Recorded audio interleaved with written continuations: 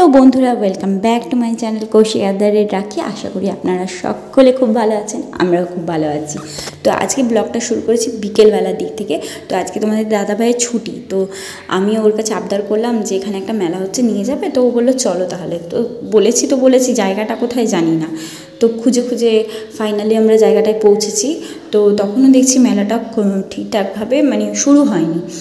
কিছু কিছু দোকান বন্ধ, কিছু কিছু দোকান খোলা, খুলছে এরকম। তো গেছি, গিয়ে আমার সোনা তো এখনও পর্যন্ত সেরকমভাবে কিছু চড়তে পারে না, কিন্তু ও দেখে আনন্দ পায়। তো ওগুলো দেখাচ্ছিলাম ওকে। আর ও ছোটোবেলা থেকে ঘুরতে খুব ভালোবাসে, তাই জন্য আমরা ওকে নিয়েও যাই যেখানেই যাই। আর শীতকালে ওকে নিয়ে যাওয়া হয়নি, ঠান্ডা লাগার ভয়ে অনেক জায়গায় নিয়ে যেতে পারিনি। তখন আমাদের নিজেদেরই মনে ভালো লাগতো না যে ওকে নিয়ে যাওয়া হলো না।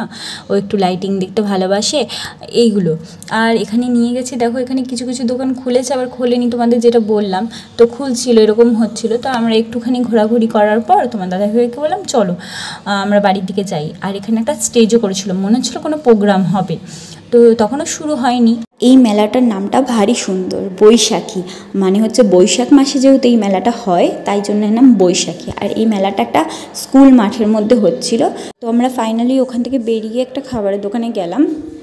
তো আমাদের এখানে যে মেলাটা হয়েছে সেটা এখানে নয়, সেটা বাঘমোড়ে। তো একজনের ইয়েতে খবর পেয়েছিলাম যে ওখানে একটা মেলা হচ্ছে, তো গেছিলাম।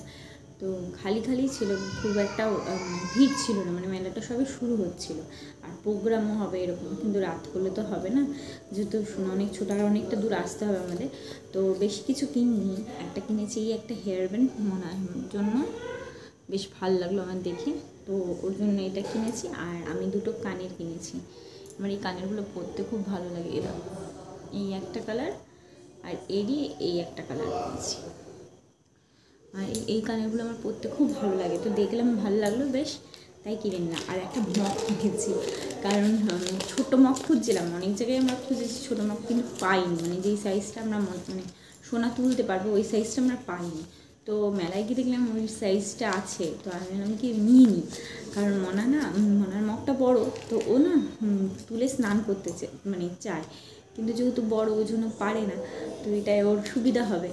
আর সময় একটু চিকেন নিয়ে এসেছি, তো ওটাই রান্না করব। কি রান্না করবো সেটাই ভাবছি, তো তোমরা আমার সাথে থাকো। যেমন বলা তেমনই কাজ। তো তাড়াতাড়ি এসে আমি এখানে সবজি কাটতে শুরু করে গেছি। তো আমি এখন বানাবো হচ্ছে চিকেন দো পেঁয়াজা। তো সেটার জন্য আমার যা যা লাগবে তা আমি তাড়াতাড়ি করে নিলাম। তো এখানে আমি চিকেনটা বসিয়ে দিয়ে এখানে রুটি করতেও বসে গেছি।